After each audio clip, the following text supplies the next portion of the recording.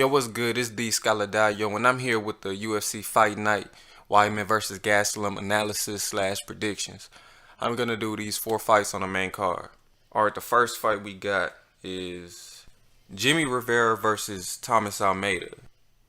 Alright, now you got Thomas Almeida coming off a KO of Albert Morales, and you have Jimmy Rivera coming off a unanimous decision over Uriah Faber. Now, this is going to be a stand-up fight. Both fighters, like to keep it on the feet. But they fight differently on the feet. Jimmy Rivera, he's more of a defensive striker. Um, he likes to he likes to keep it real safe. He don't really take a lot of chances. Hence, right, he don't really have a high finishing rate. 70% of his wins are by decision. And you have Thomas Almeida, who's the exact opposite. He has a 73% KO rate, so he likes to take chances. He likes to go for the knockout. This is a good fight, a very good matchup. Both fighters have one loss on their records. As for how this fight is going to go, I think Jimmy Rivera is going to take this fight. I just think Thomas Almeida, his aggressiveness, it leads to him getting hit a lot, as you've seen in the Brad Pickett fight and even the Cody Garbrandt fight. And Jimmy Rivera, he's very defensive minded. So I think he's going to outpoint Thomas Almeida. I think he's going to catch Thomas Almeida coming in with counters and such. And I think he'll win by unanimous decision.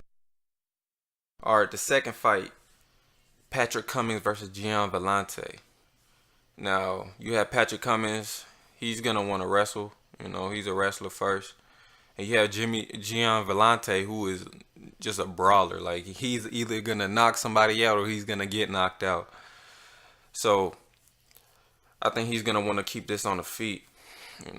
If this stays on the feet, I would favor Gian Vellante. I think his striking is slightly better than Patrick Cummins, but I see Patrick Cummins getting the takedown. I don't see him trying to exchange too much on the feet. If he's smart, he won't try to do that.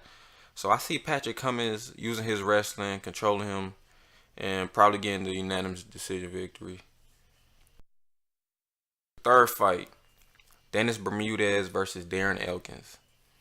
Now you have Dennis Bermudez. He's coming off that devastating knockout, getting knocked out by the Korean Zombie. And you have Darren Elkins coming off probably one of the greatest upsets I've witnessed against Mirsad Bektic. He was getting his ass whooped up until that third round. That was a crazy comeback. Now, skill-wise, I think Dennis Bermudez is better everywhere. I think he's a better striker. He's a better wrestler. But Darren Elkins, you can't really count him out ever because he's incredibly tough and is incredibly difficult to take him out. And Dennis Bermudez, he's been caught, in his career. He's been caught. But as for my prediction, I'm still gonna have to go with Dennis Bermudez. Just based on skill, I just think he's better everywhere. But he has a tendency to get caught, and Darren Elkins, he's not gonna stop. He's not gonna stop in a fight. So I would bet Dennis Bermudez, but I wouldn't be surprised if Darren Elkins caught him with something. And now on to the main event, Chris Weidman versus Kelvin Gastelum. Now you have Chris Weidman. I think he's coming off 3 back-to-back losses. And you have Kelvin Gastelum. He's coming off that victory over Vitor Belfort. Now the way I see this fight going, I see Chris Weidman. I see him really trying to implement his wrestling. I think Kelvin Gastelum, he's gonna want to stand up.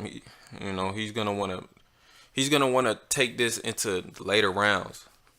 He's gonna want to make sure he gets into that third, fourth, and fifth round where Chris Weidman tends to slow down, and he can pick it up and probably box him up. I think for my prediction, I'm gonna go with Chris Weidman. I think this is the fight where Kelvin Gastelum's size disadvantage at middleweight is gonna show. Because I think when I heard this matchup, I thought of the Neil Magny fight. And Neil Magny, was able to just pretty much handle him with the wrestling, like, really easily, especially for them first 3 rounds. So I just think Chris Weidman, with his reach and his size, he's just gonna be able to take. He gonna be able to repeatedly take Kelvin down and really control him on the ground. But Kelvin, he does have the opportunity in that third round onward, to eventually start stuffing them takedowns and start getting his boxing going, and maybe can get the finish late. If Kelvin wins, I could see a late stoppage. Fourth or fifth round stoppage. But I'm gonna have to go with Chris Weidman by decision. I think the wrestling will be the main factor in this fight. The wrestling and the size is gonna be too much. So y'all can go ahead, comment what y'all think, subscribe if y'all want to, like. I'm gonna be doing analysis and predictions for every UFC card.